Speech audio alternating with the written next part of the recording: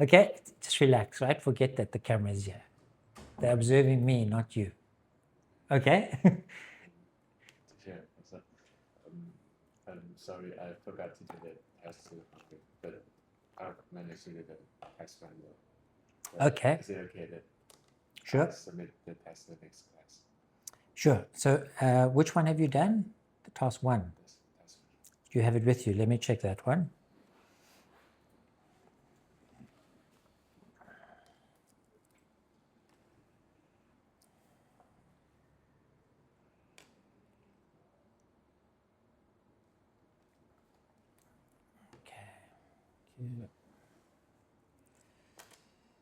Graph depicts the number of Iranian Greek and Jew explained to show right. Overall, the number of students from Iran to gradually rose over the period given, while Greeks enrolled less and less. At the start of the period, Greek citizens were the largest group. Over the end, yes, okay, overview, good. So when I'm looking at it, already I see good task achievement because look at your paragraphing, nice. It's clear to read. Look how nice and easy it is to read, right? When you've got the paragraphs, introduction, overview, body paragraphs, and introduction, paraphrase, overview, fine. Let me check the body paragraphs. To begin with, Greek individuals enrolled the most in 2005 at around represented the largest fraction of students. However, the student population dramatically dropped to approximately, okay, good. This sentence, Greek individuals enrolled the most at around students, comma. Do you see something missing there? With grammar, does that sound right? What should we have after the comma before?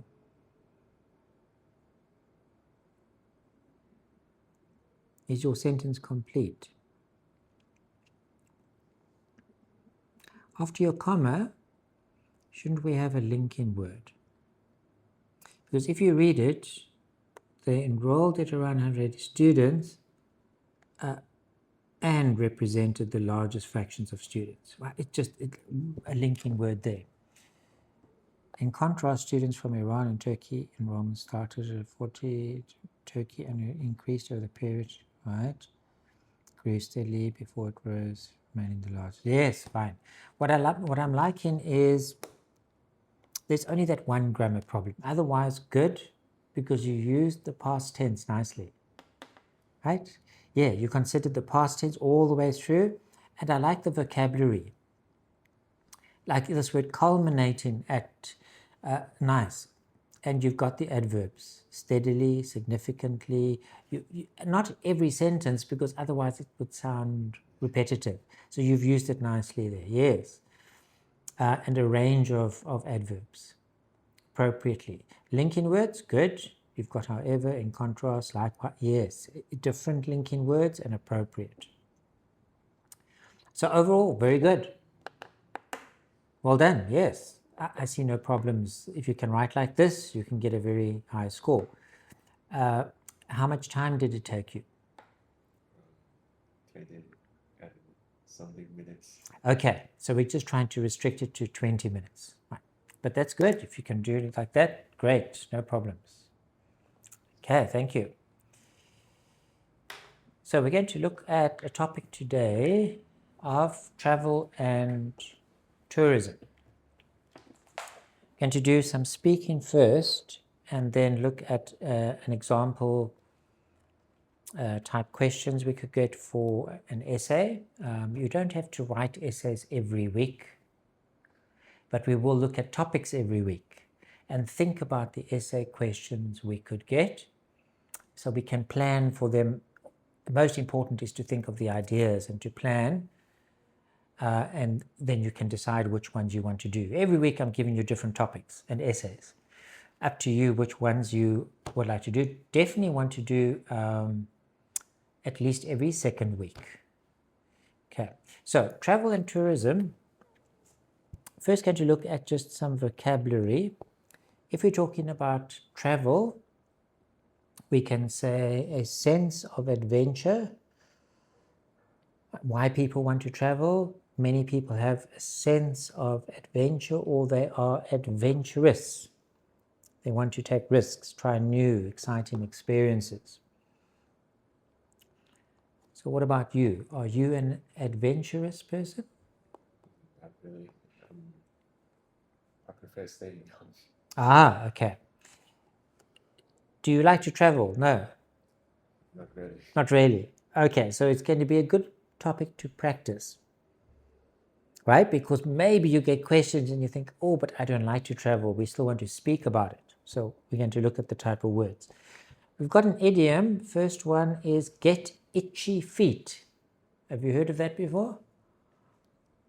No, right? Itchy feet. So we use that to say we want to travel. If we say, oh, I get itchy feet, means I want to travel. Think your feet want to move. Itchy. It's itchy. You want to move your feet. So it's a common idiom expression we use when we feel we need to travel. Many people will say, oh, they don't like to travel, but when they have traveled, then we say they've got the travel bug. Have you heard of that? Say you get the travel bug. You say, I've got the travel bug.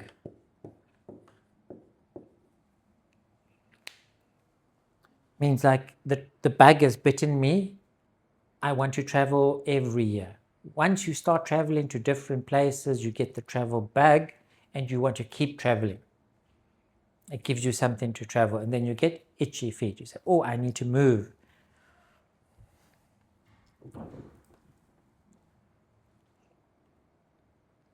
Off the beaten track. So another idiom we use, if we're speaking about travel, we can say, oh, many people like to go off the beaten track. Means they don't want to go where everybody else goes. Track can be like road, path. Off the beaten track means you're not walking where everybody else has walked. You're going in a different direction. If you go to visit a country, like many countries, you go to the most popular tourist attraction, and everybody's been there, right? Oh, there's so many people, but everybody's seen this. So many people would say, I like to go off the beaten track. I don't want to go where all the other tourists are. I want to go and experience something like a local house, village. So for you, you don't want to travel and go and experience out in the bush? Not really. For me, I love this. Right? I've traveled around Asia and I don't like to go where everybody else goes, especially like Vietnam, or I would go and want to go into the villages and go and meet people, eat with them, go and see the houses. It's more, we can say it is more authentic. It's more real experience. So if we're talking about travel, we can think about public transportation, what we find for people to use, and recreational places.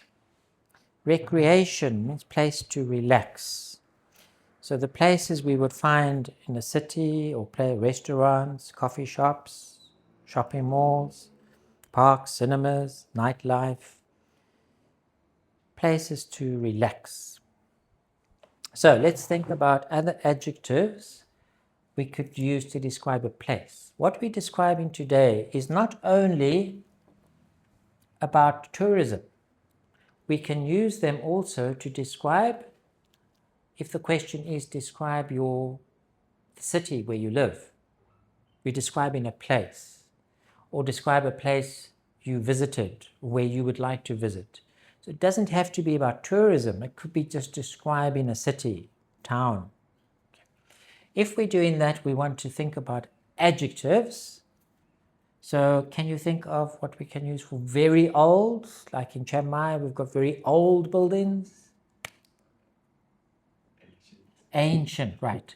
Can you see at our level, now you're trying to always use the better words. You're trying to think of when you're speaking, when you're writing, if it's an essay, to think about what are the more advanced words we can use. Ancient, right. What about new? If a city is new, like Tokyo maybe, What words could we use? What's opposite? Modern, right? Modern. And we can say up to date if it's very new. So we've got ancient, modern, new, up to date, contemporary. Contemporary also means now, what people now would see and do. What about beautiful scenery? Describing a place, we want to say what would people go and look at in that place. I don't want to use the word beautiful. What are the better words we can use for scenery? Breathtaking, right?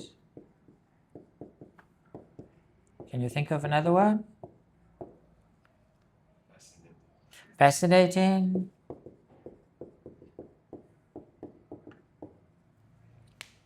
Okay, so we've got also attractive, stunning, gorgeous, picturesque. So beautiful that you want to take a picture. Picturesque.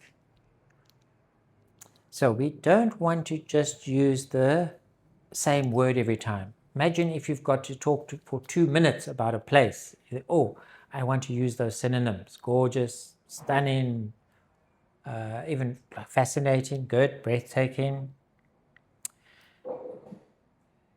If a place is very busy, crowded, do you know a word we could use? Packed, yes, that works. City like Bangkok, right? You think, oh, it's packed. Word we use to describe that is bustling. Have you heard that one before? It's a nice one to describe if you see like that, where there are so many people, so many cars, traffic jams, but it's very busy, it's lively. So we can also say lively, vibrant. It gives us the idea, this word bustling gives us the idea it's very active. Many people walking around, traffic. Opposite to this would be, opposite to busy would be, small village would be, what's the opposite to busy, crowded? How would you describe small village? Isolated, yes. And peaceful, quiet, serene. Do you know serene? Also peaceful. So if we're thinking about Chiang Mai, what would you recommend tourists to do in Chiang Mai? So let's think of this. It's not an essay question. This would be a speaking question, maybe part 1.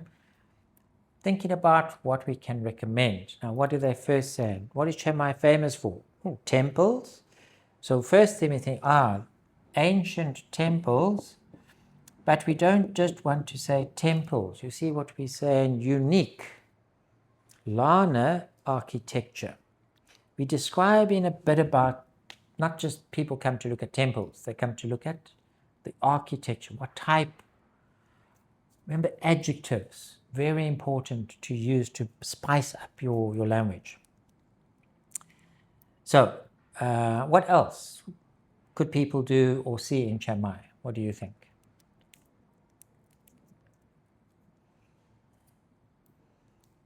They've got temples. What else can they do?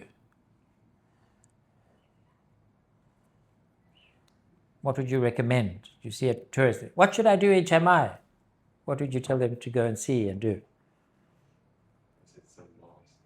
Shopping, yes, right. Shopping malls.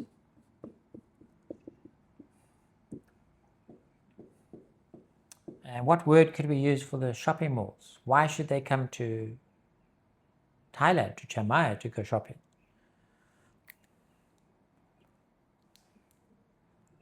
Is it expensive? What's the opposite of expensive? Right, what's a better word than cheap? Starts with an A. affordable.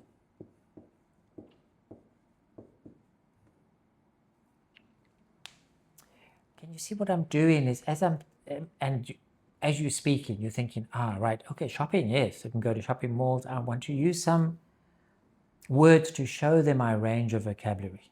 I can talk about shopping because it's about, yes, Chiang Mai, what can you do? Go and see the temples, but you can also go shopping. Very affordable to buy local souvenirs, clothing, right? Anything else we can do or see? Why do people come to Chiang Mai? What else do they want to see besides temples and go shopping? What about the scenery? What do they want to see?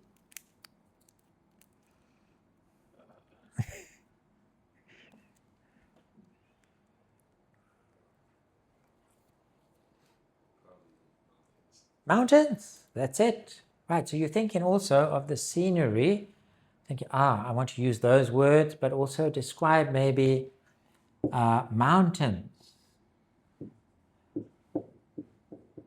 So we're saying they can see breathtaking scenery.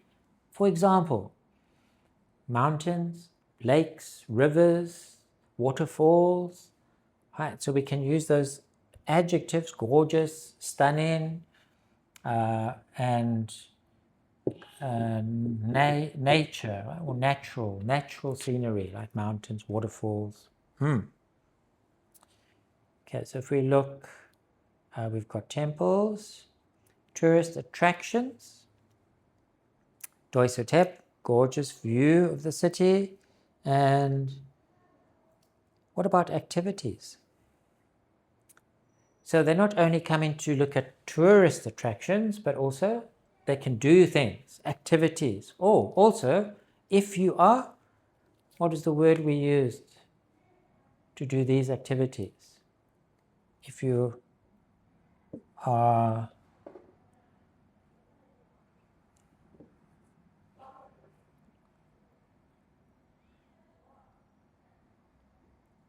remember that word we said, you are not that person.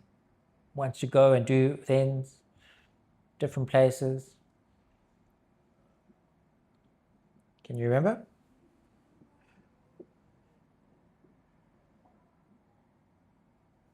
Adventurous. Remember that one? If you have a sense of adventure, you can also go bungee jumping, elephant riding, things you could do around Chiang Mai. We're using Chiang Mai as an example to show you because you know Chiang Mai, like what you can do and see. But remember, we're going to think the same when we think about any other place. We can think about what is the scenery. If I'm thinking about Japan, I think, Tokyo, what would I go and see? Mount Fuji, maybe. Beautiful scenery. What would the city be like? I'm going to describe. It's very crowded, busy, bustling. I can think what I would do there. Shopping, yes. I would think about the temples as well, things that the city is famous for. So we're thinking about the tourist attractions.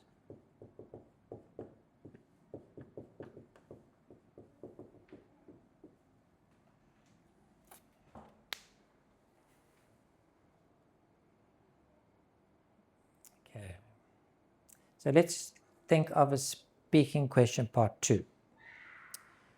Now you're going to think how you would answer this one. Tell me about a place you visited. Not Chiang Mai. What did you do there? When did you go there? What did you enjoy about it? So I want you to think. Remember, it's part 2. You've got a minute first to think. You can make some notes if you want. Do you have your part 2? You've got a minute to think first.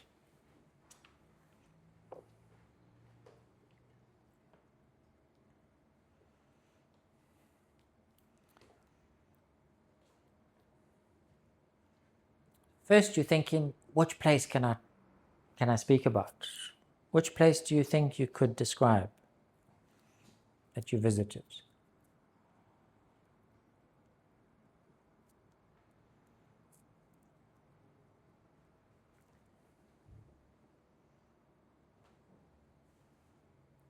What are you thinking? Which place? Yeah. Again? Yes.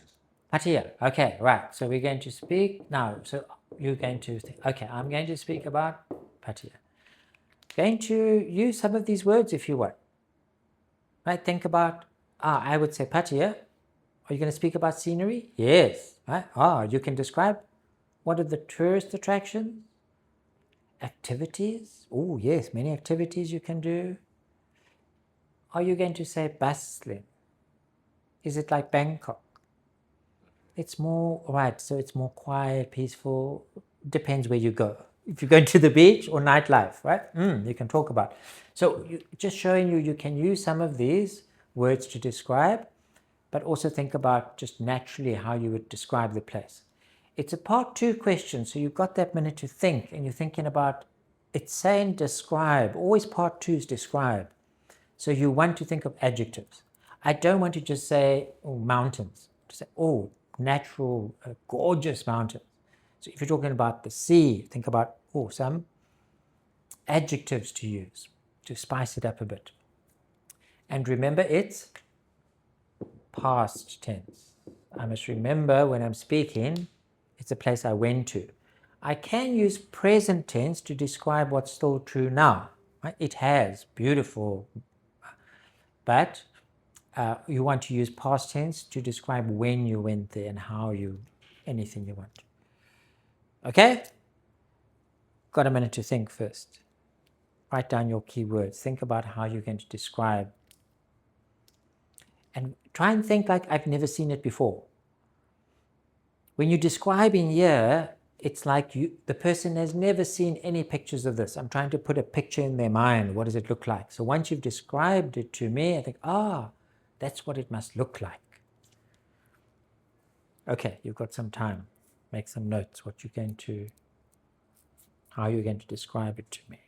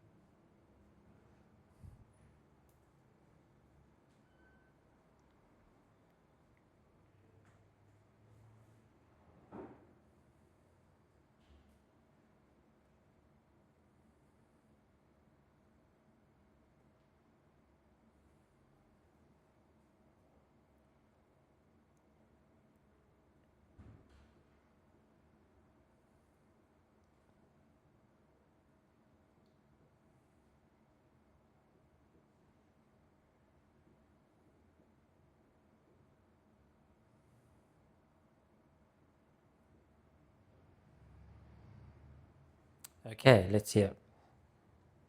Can you describe the place you visited? 5 years ago, me and my family went to visit Pattaya. This is a city situated near the sea, so it has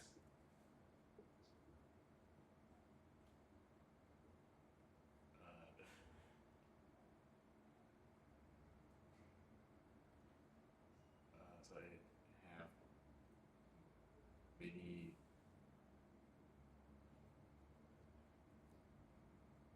uh,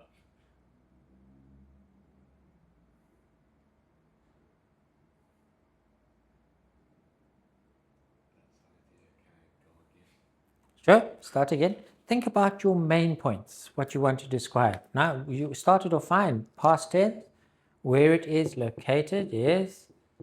And now you want to describe maybe just what you can see. Think about what you can see there, how you would describe it, and the activities, what you can do there. You could even think about the food you would eat there.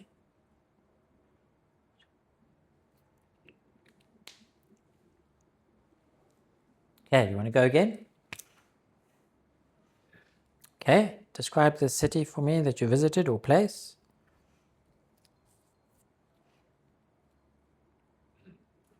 Oh, 5 years ago, I went to Pattaya with my family.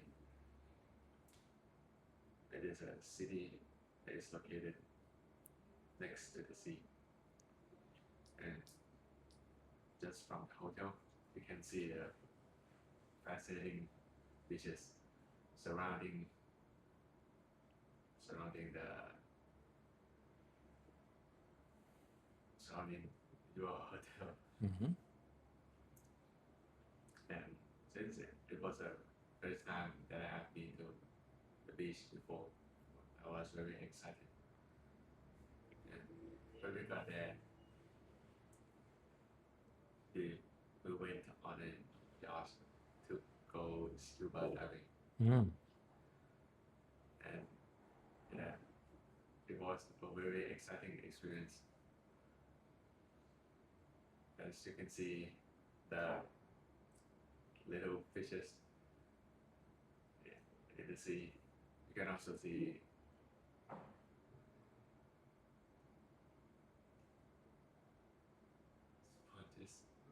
sponges, Yes.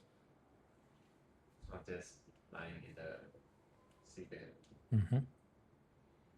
And I actually have the chance to try very fresh seafood too.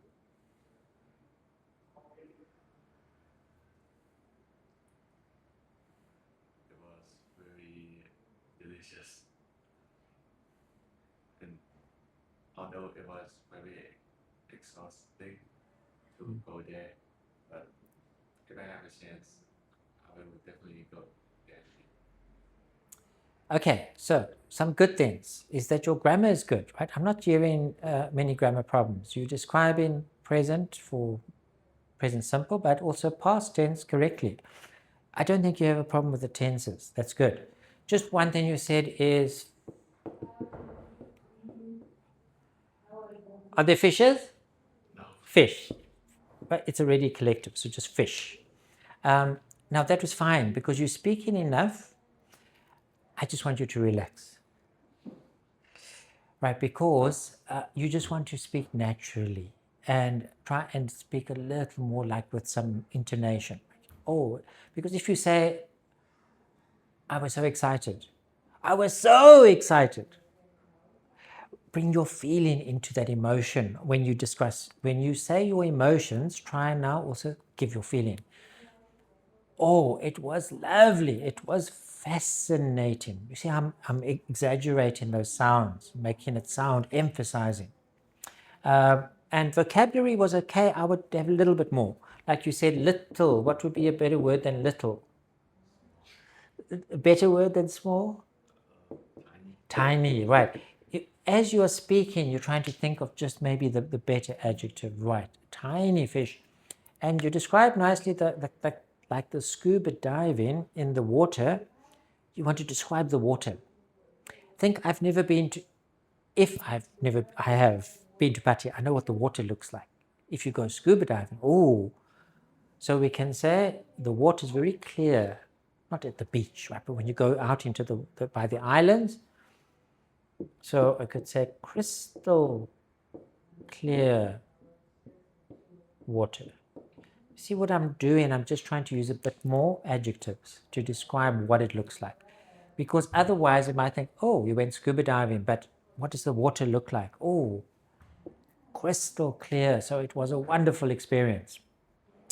The food, yeah, I really love seafood, so it's a perfect opportunity for me to eat fresh. You use the word fresh there, fine. So you're speaking enough for part 2, we're going to practice more, right? Just to get more relaxed and to use a little more intonation.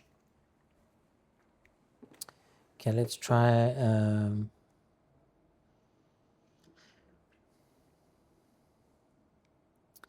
Try a part 3 question. Mass tourism. Mass, too many. So if there are too many tourists in a country, what problems do you think this could cause? Part 3 questions. So you're saying, remember for part 3, you're trying to give your opinion, reason, example. For part 3 to speak enough. So what problems do you think mass tourism could cause for a country? I think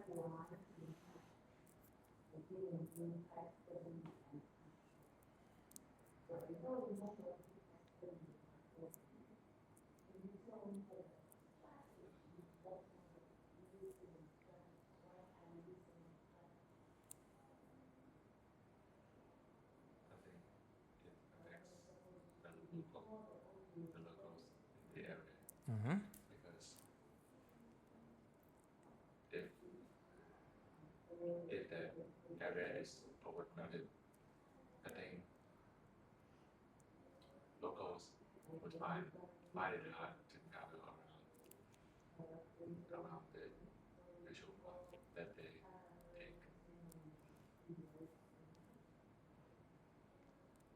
That's good. Is it enough? I need a little bit more. Right, so you've given your opinion, right? You said, and the reason, what about an example? It helps it just to add a little bit more, to think about another sentence. For example, can you think of an example where there's too many tourists? In Chiang Mai, Right? For example, in my city in Chiang Mai, over New Year, Christmas, just 2 weeks ago, it was so crowded, so busy, and you give an example. It was too busy, too many people to be around. So always try and think just of that example to expand a bit. In Thailand, a good example is Phuket, Phi Phi Island. You know Phi Phi Island? Right? There they have to close for some months of the year because it's just too many people. And what is it destroying? The environment, right? The natural environment. So yeah, it's going to cause problems for the locals, but also for nature, for the environment.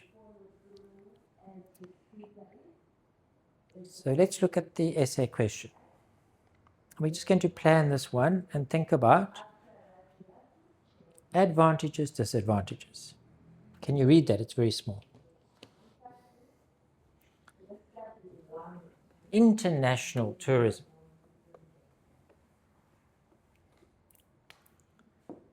This essay is asking us to discuss both. Right? We want to think about both sides, advantages and disadvantages.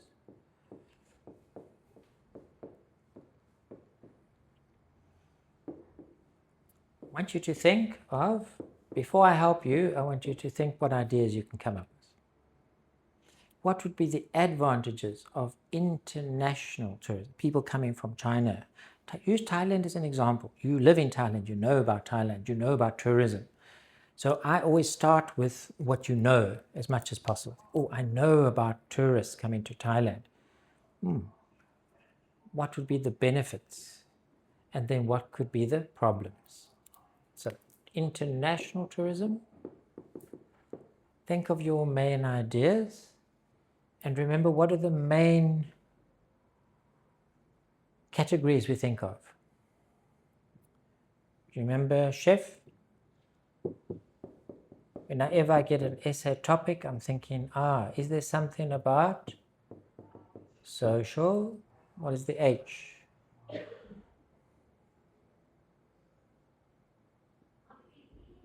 You remember? Health, environment,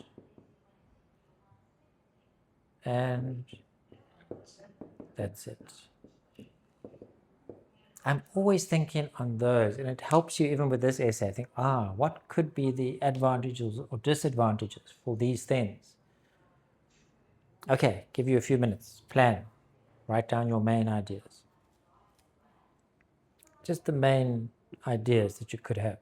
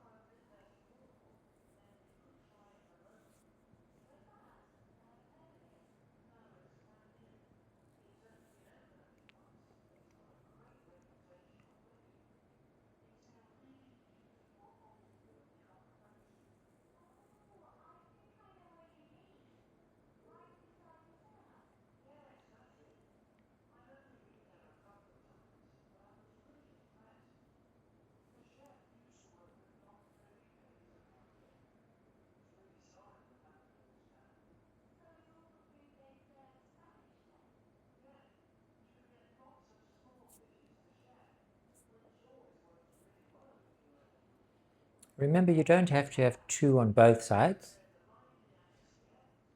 Just 2 on one side and 1 on the other. So either 2 advantages, 1 disadvantage, or 1 advantage, 2 disadvantages.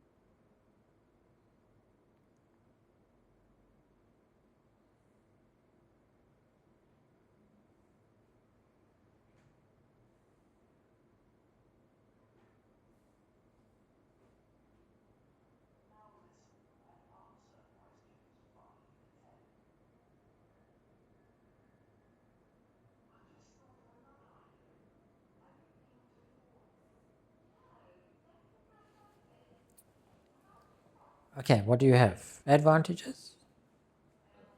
It promotes Economy, yes, right. And that's the most important one. And you could give good examples here. Right? You're thinking of Thailand, yes, how it impacts on the economy, yes. International tourism. So in this paragraph, I would want to write about, do you know the expression why it's international tourism is going to benefit? Do you know foreign exchange? In this paragraph, I would write something about foreign exchange. If you go into the old city, you see big signs, exchange money. If you're a tourist, you bring your dollars and you get Thai baht.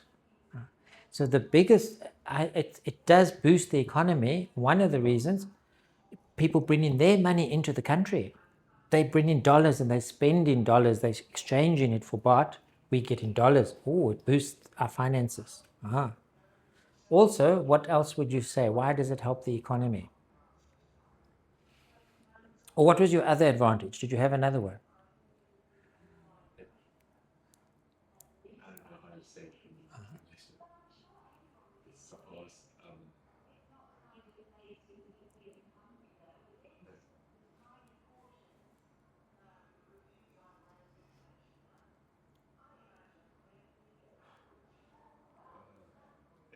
that could be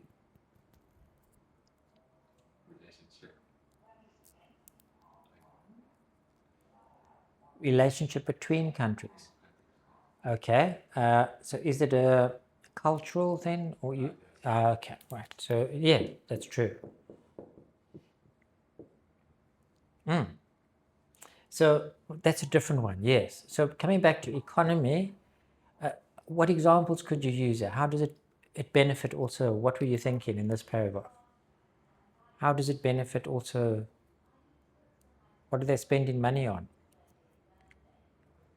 That's Yeah, right. So you're thinking it's also going to be product. So who's going to benefit? Right? Shops. Right? So you can think, oh, local shops. What about restaurants? People go eat. What about hotels? Ah, so it's the whole tourism industry that benefits. Thailand's a very good example of how that, if we had no tourism, it's really going to bring down the economy of the country, because you don't have all these people coming, international tourists coming to spend money at hotels. Okay, did you get disadvantage? this is pollution. Pollution. So environment, yes, right. It destroys the environment. There'll be more pollution, destroys natural environment, right? Did you have another one? Mass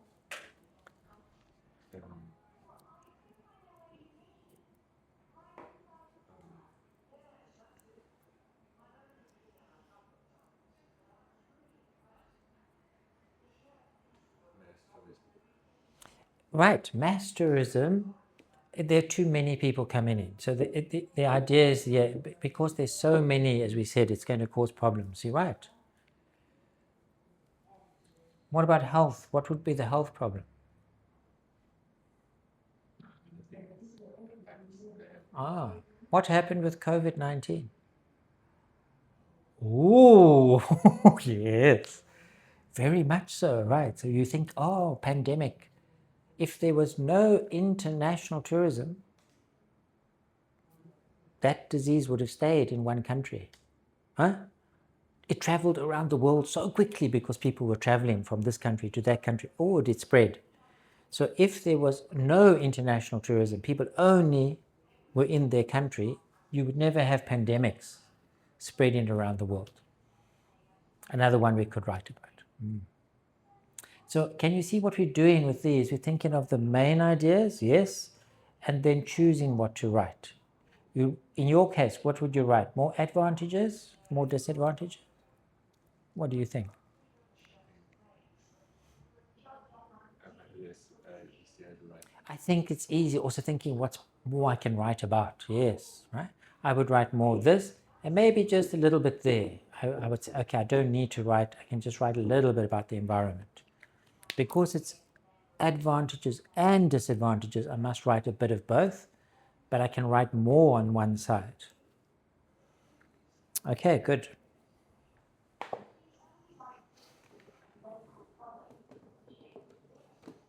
Okay, our reading for today. Now, your reading was the one that we want to improve, right? You got band 7. We want to get that up. And passage 2, you were fine. Passage 2, you know what to do. It's passage 3, right? So these are the ones we want to practice. We're going to look again at the type of questions we get. And I'm also going to give you some vocabulary. There are some good words here we're going to check to see if you know what they mean.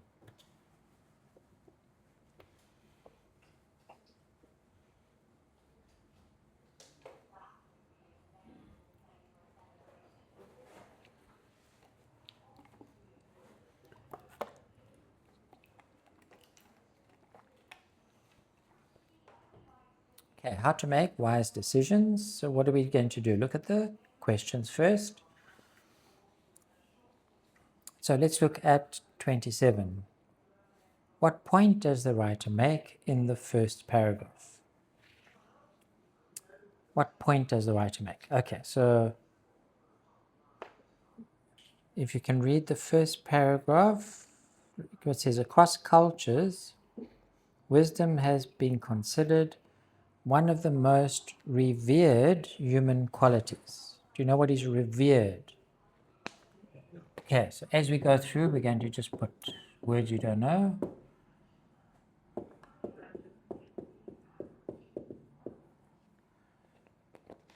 Revered, respect. If you revere something, you put it very high, you respect very much.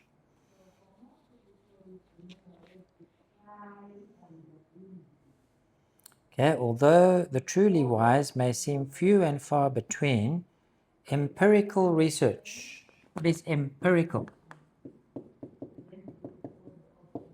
You might have seen this word if you do science. Do you do science, biology, chemistry? Have you seen this word? Yes, but Do you know what it means? So, empirical means factual, real. It's like evidence, right? It's not something we assume, it's real.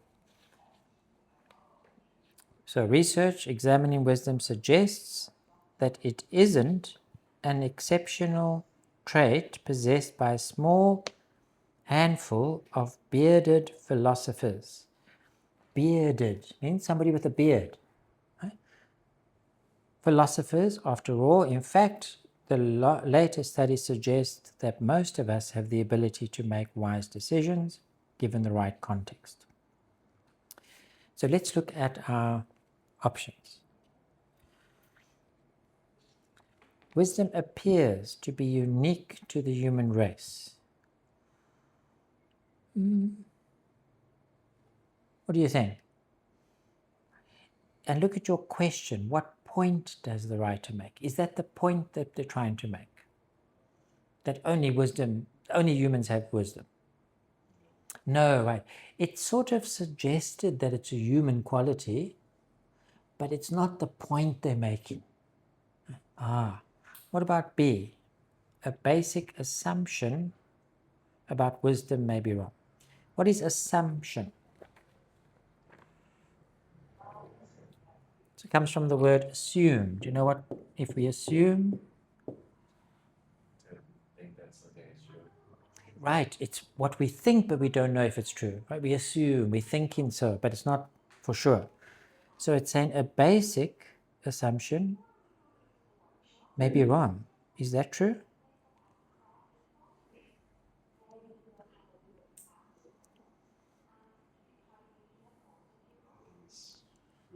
It's true, good, right? They're saying, although when we think of wise people, we think of old men with beards, but that isn't what, so that's your answer B. Because if you look at the other option, C, may depend on the society we belong to. No, it doesn't say that. Still much to be discovered about the nature. We know for sure it's not that one, right? If you look at your options, it's not stated, not stated. Okay, let's look at 28. What does Igor Grossman suggest about the ability to make wise decisions? So look at the next paragraph.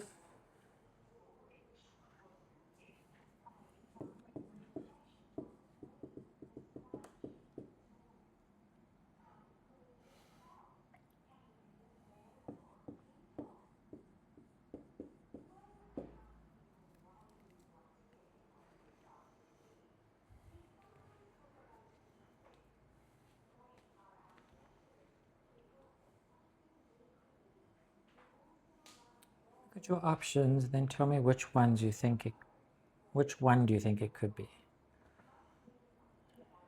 Which ones can we cross out?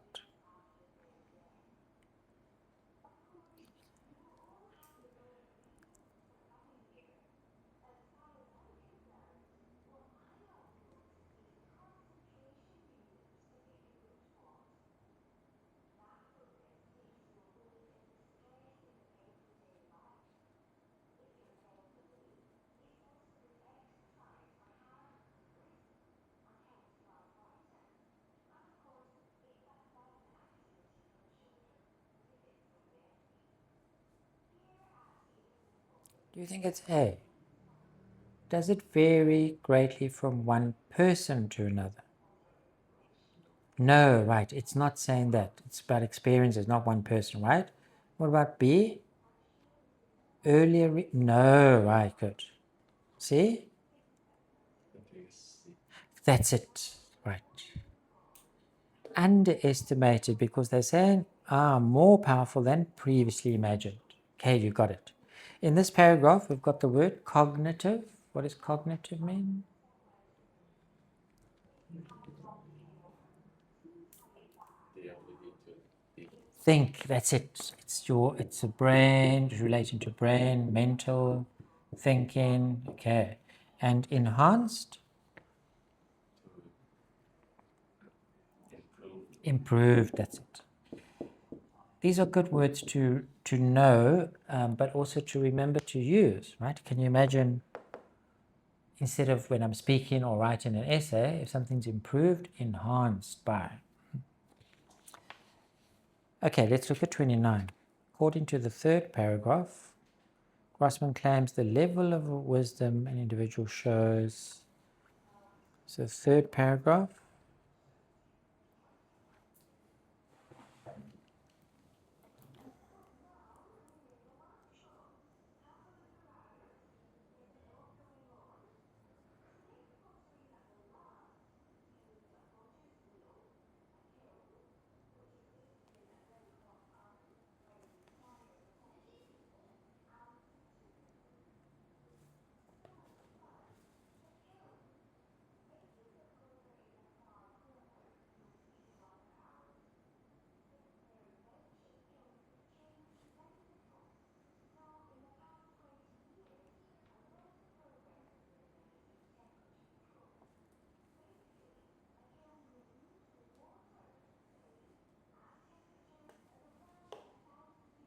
Think about which ones are not true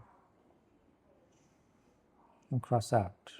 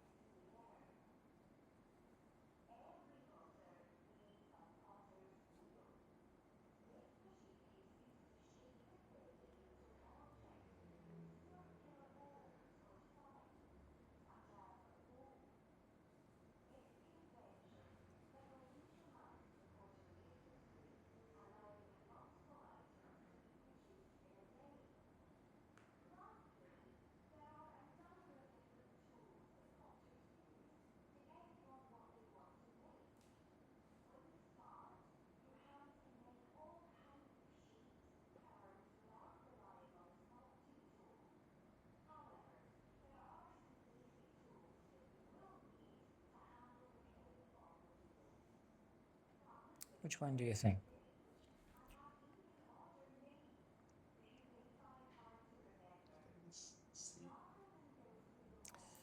Now, I thought C would be the easiest one to cross out. Why? Because it says, may be determined by their personality. But here it says, wisdom is not an inequality, not personality. To me that was the easy one. Oh, it's not C because it's not about personality, right? It's not an inequality, but what is it? External factors. So what would be the same as external factors? What about B? Will be different in different circumstances. Because what are they saying? Look at the sentence. Our ability to reason wisely depends on external factors. Impossible to carry without considering the role or context. Wisdom is the situation. circumstance, different situations, different circumstances. So you're thinking of your synonyms there, right? Different situations you're in, different circumstances. Okay, 30, what is described in the 5th paragraph? So the last one on that page. Grossman suggests one of the most reliable ways. Now think about what they're trying to do in this paragraph. One of the most reliable ways to support wisdom is to look at scenarios from a third-party perspective. Giving advice to a friend. Research suggests when adopting a first-person viewpoint, we focus on environment. We adopt a third-person, focus more broadly. Looking at the problems from this more expansive viewpoint,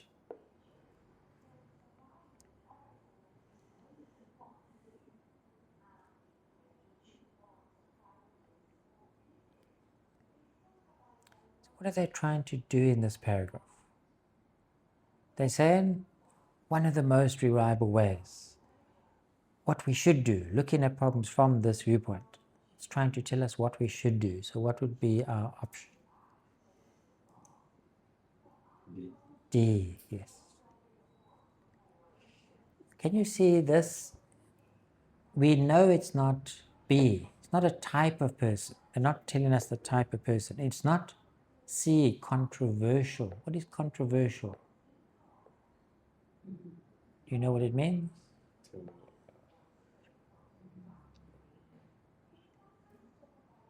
It is when a topic is heavily debated. That's it, topic heavily debated. There are no words in this paragraph like that, right? To tell us it's controversial.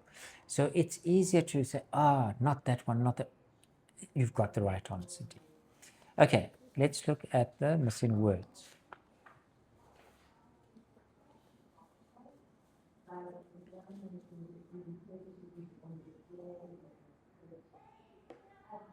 Now, which paragraph do you think we need to be in?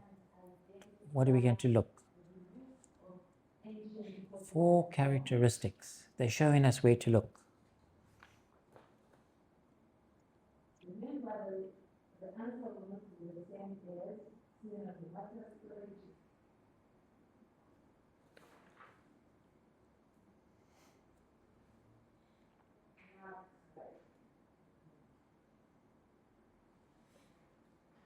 Found it?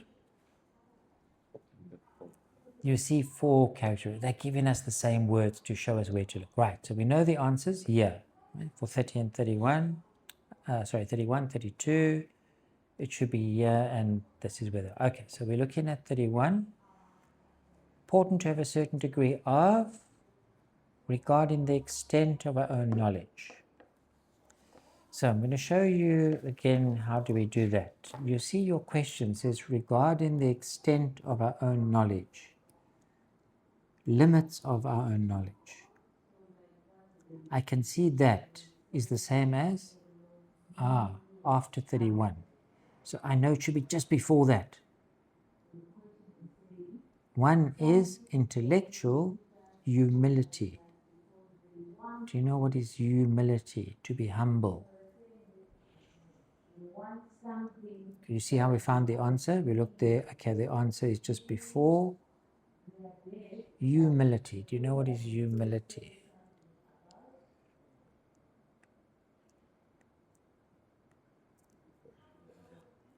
Okay, so that comes from the word humble.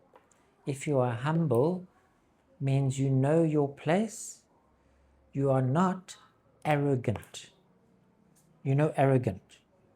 Very proud. I'm the best. But you're not. You're humble. You know your place. Not arrogant. So, could you guess which would be the same as that? Which word would fit?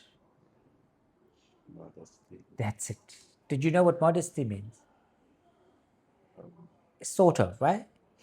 It's a good example of we're looking and saying, I think that fits the best. Even if you don't know exactly what the word means, you know it's similar. I think, humility, modesty, yes, it sounds right. It means the same. Modest, yes, you're not boasting, proud all the time. Okay, 32. And to take into account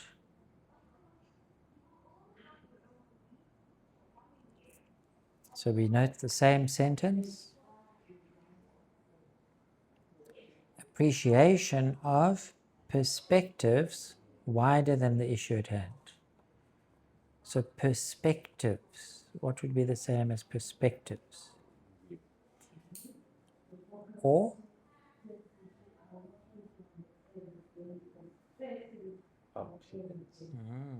they both mean the same, right? Remember with our part 3 question, we say, in my opinion, in my point of view, in my perspective. Oh, they all mean the same thing. Now it's tricky, huh? Because that word, you're quite correct, view is the same as perspective, but so is opinions.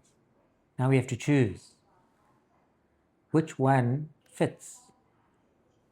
Which is singular or plural?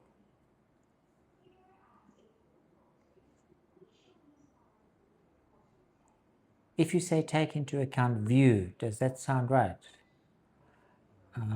The grammar's not right, right? It should be views, but there's no S. So, oh, it must be opinion. Because they mean the same, but yes, compared to year, where it says, for 33, what does it say? To take a broad view. Can you see it helps because we think, the grammar doesn't fit here, but it's a broad, yes, if I look further on, it's taking different attitudes and beliefs. A broad view, more expansive. You see how difficult these are. Easy to make a mistake with this, right? Because you think, oh yes, I've got the synonym, but then you must look carefully and say, oh, there's two words that mean the same here. Okay, let's look at 34. Believes it's better to regard scenarios with. So look at the next paragraph. See the word scenarios.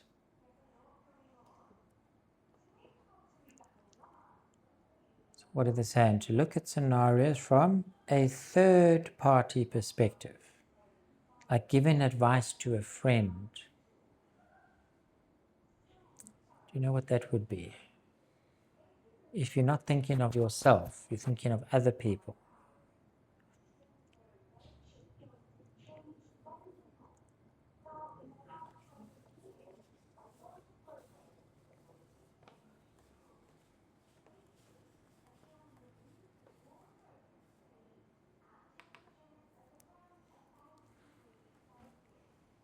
What would you guess? So think about one person, subject or subjective. If we only think of ourselves, we are being subjective. So opposite, if we're thinking of other people, what's the opposite? Objective, right. We've been objective. Objective means that we're not just thinking about what we think, we're thinking about what all other people would think. So it's objectivity.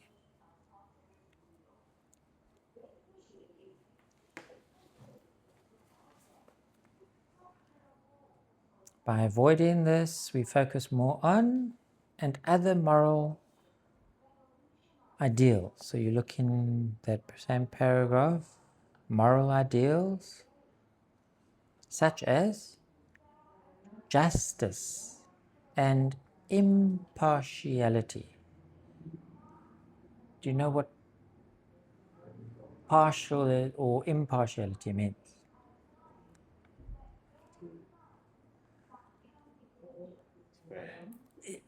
So what's your answer? That's it, right? I know it's difficult to describe, right? But you know what it means, you can find the answer. You can see some are a bit more difficult than others, right? Like it's difficult here, but if you can get 2 or 3 of them correct and say, oh, okay, I know these are right, then I might have to guess. I don't know maybe what modesty means, but I'm looking, does it fit in the sentence? Is the grammar right? Does it sound right? Okay, let's look at the true, false, not given.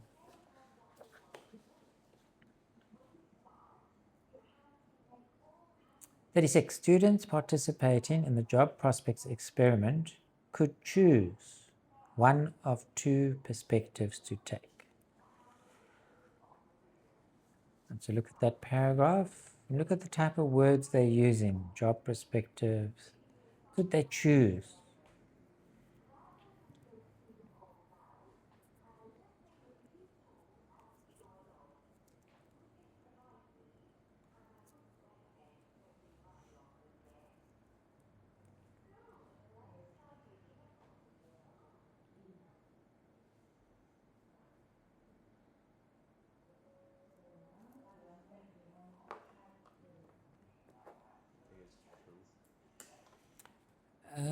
Okay, what makes you think it's true?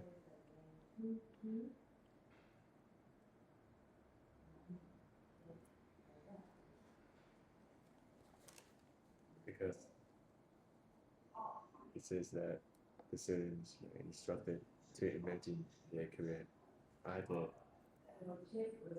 as if you were a distant observer or before your own eyes. Oh, I see why you thought that. But could they choose one of 2 perspectives to take?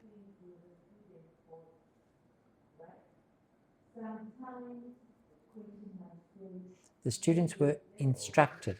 Can you see instructed? And then further it says they were assigned. So those words tell us no choice. If you're instructed to do something, you have to do it. Right? Or you're given an assignment. So no choice. False. Okay, look at the next paragraph for 37. Participants were aware they were taking part in a study about wise reasoning.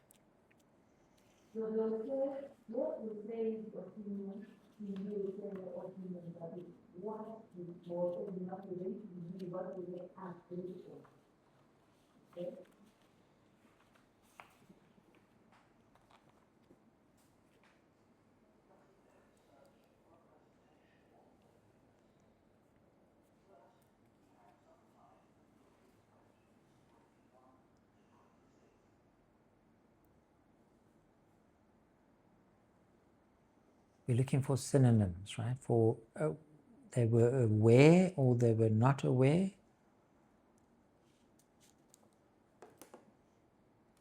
Can you see anything like that?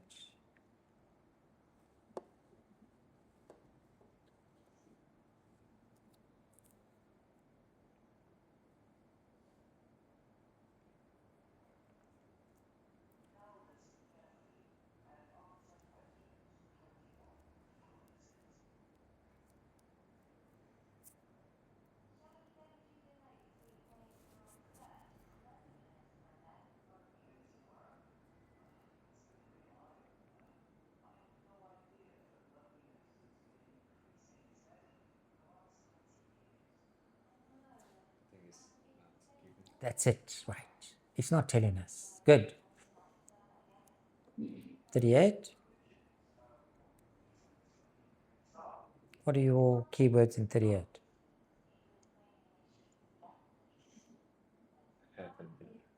Had an impact. The length, right? The length of the relationships had an impact on the results.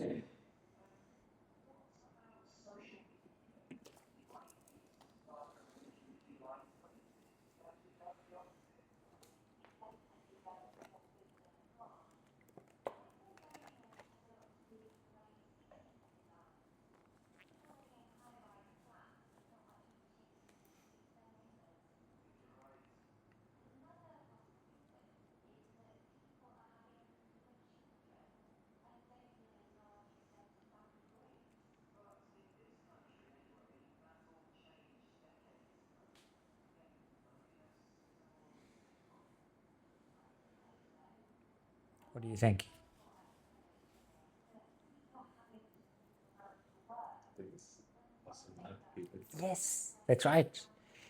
It's showing you don't think, oh, but I've just put a not given. It's also not given. Yes, right, good. They're not telling us if there was an impact, how long the relationships were. Go. Okay, 39. In both experiments, those who looked at the situation from a more detached viewpoint. What is detached? Opposite to? Attached, right. So attached, detached, far away from you. So looking at, like we said, another viewpoint, detached, not close to you. So did they make wiser decisions if they looked at a detached, what does it say in that same paragraph? Couples in the other eyes condition were more likely to rely on wise reasoning, others' perspectives. So what do you think? It's true, yes. Okay, last question, 40. A person's wisdom is determined by their intelligence to only a very limited extent. Look at the last paragraph. First sentence.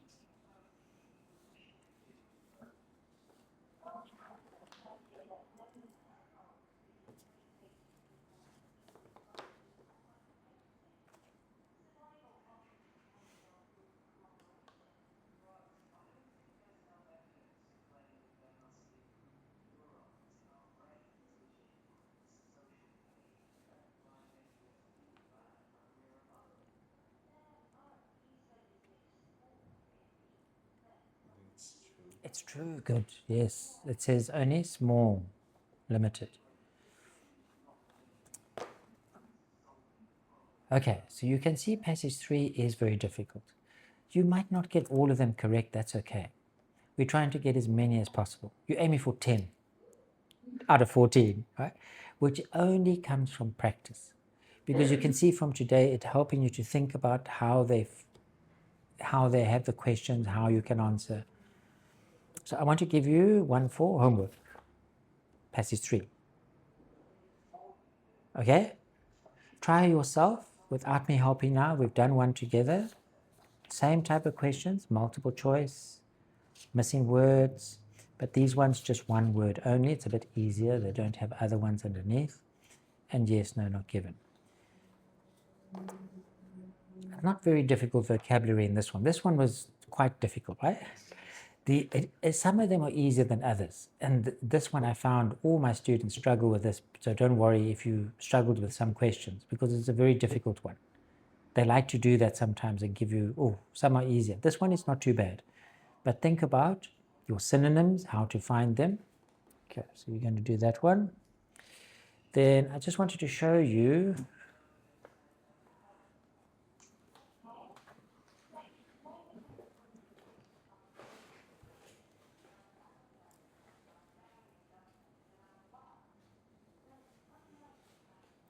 So you've got homework for reading and writing. Okay, I'm not going to give you more homework now.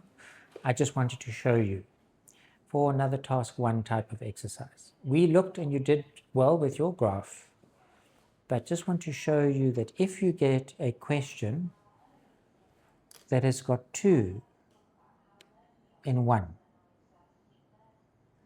they've got a pie chart and a bar chart. Sometimes they put a table and a chart. They mix them up in one question.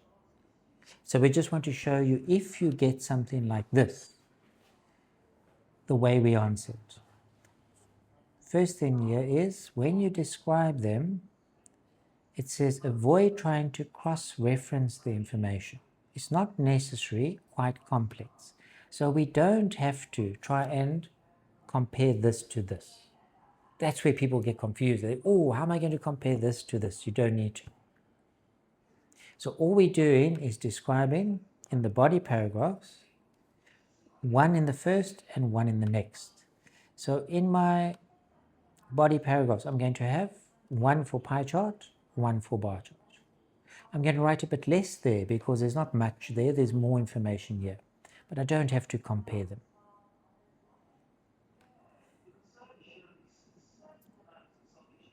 So when we are looking, we would paraphrase. The pie chart shows the percentage. Look how we've paraphrased. Illustrates proportion, women, females. We haven't paraphrased poverty. It's too difficult to try and explain what is poverty. Right? So we're just keeping that word, but we're looking at words that are easier to change. Then in the overview, we're mentioning both. We're looking at the pie chart, most important, women with no dependent children, made up the largest group. So we're looking at one thing there, and then we're looking at poverty, always higher for women. If you look back here, we're looking for one trend we can mention in the overview. Can you see? It's always, look at women. Always high for women, even though it's only a little bit there. Yeah, very much different, but it's only slightly, but it's still higher. So we can mention that trend in the overview. You okay so far? Now, how would we write the body paragraphs? So let's look at again at the pie chart.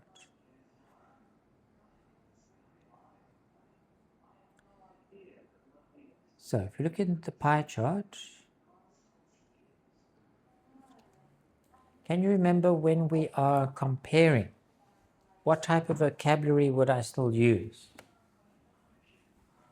Yeah, we've got a pie chart, and it's only comparing inside, right? It's there. So it is not going up or down. It's not increasing, decreasing. If we're comparing, what verbs do you think we should use? If you're saying this is, say, 54, and let's say that the other one is 32. This one is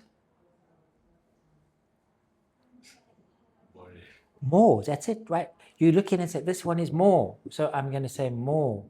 Or you can say higher. Or you're going to say less or lower. So we're not using increase, decrease. When we're just comparing information, it's not over time. We're going to use more, less. More, higher, and we're still going to use our adverbs, but it must come before. So we could say, which adverb could you say? 54 to 32, it's, which adverb? Is it small difference? No, it's not slightly. What would you say? Very big difference?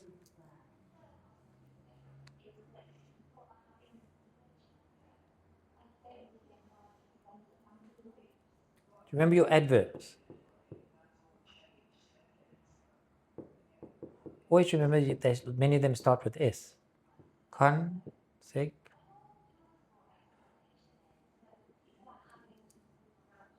Can you remember? Considerably.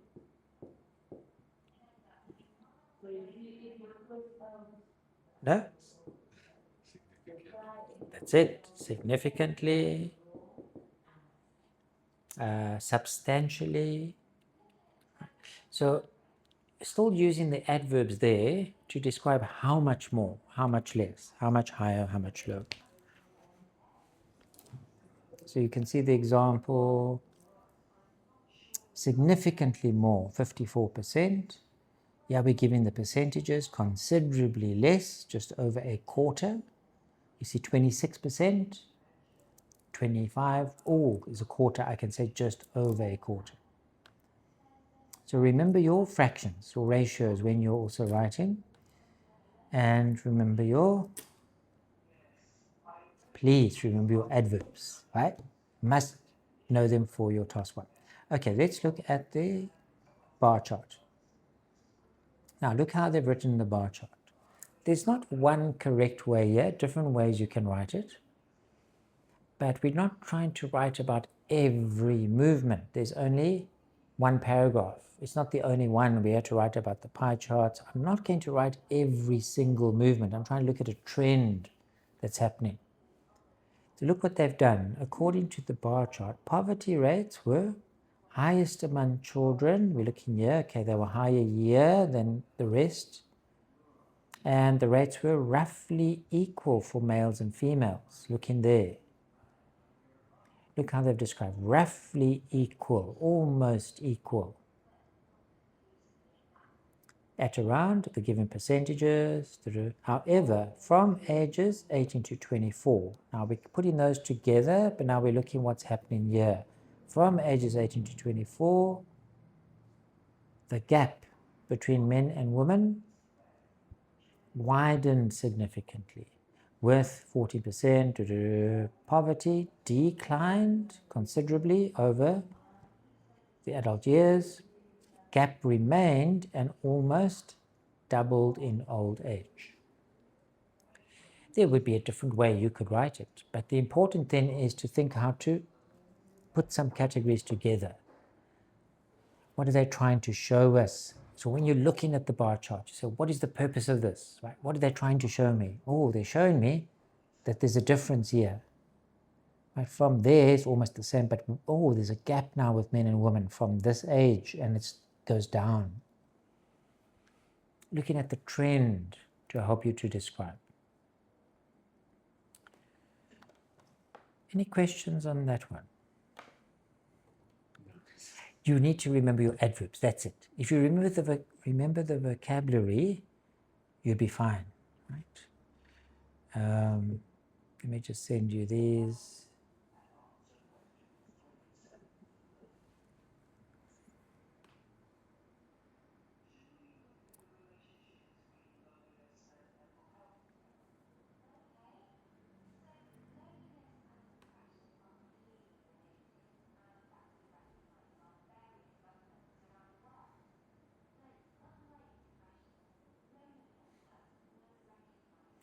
You're not right. Yes, I always forget. Okay, that's right. Okay. So the ones I'm sending you now are not for homework, but just for you to keep, right? Are you saving them? So when you get these, you put them in a folder, right? So you've got all the vocabulary we've done today, and these presentations that help you to see how to do things. So you can always refer back to them. Speaking we did today.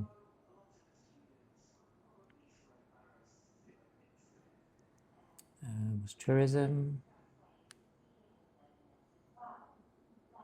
Each lesson we'll look at a different topic, vocabulary and essay questions, so that when you get to do your test, your actual IELTS test, you'll be more confident because you know, oh, I've done, they ask you questions about tourism. Oh, I've done those before. What are the words I remember, right? Before you do your test, you're going to review these. Any idea yet when you're doing your actual IELTS test?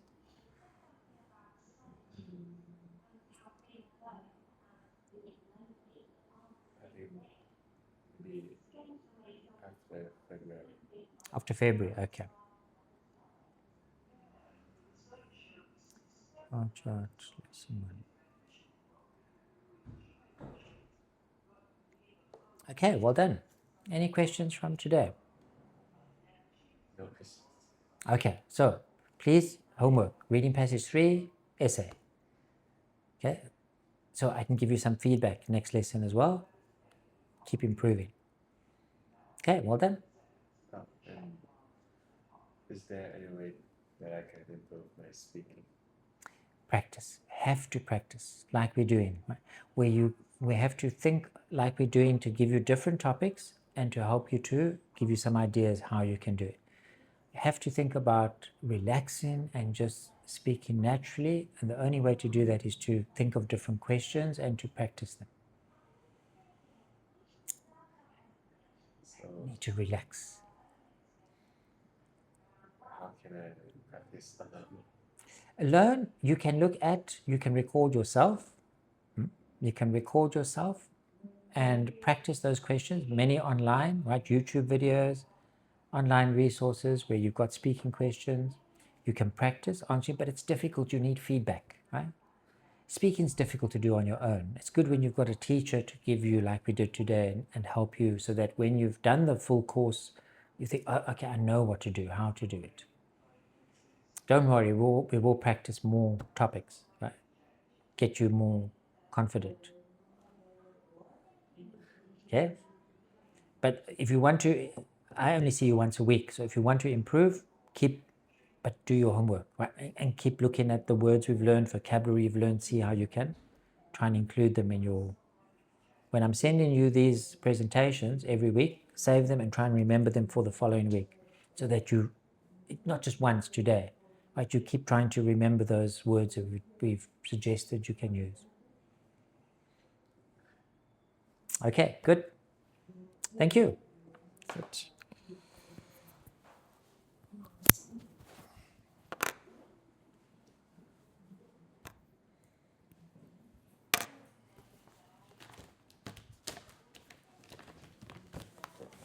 Thank you. We'll see you next week.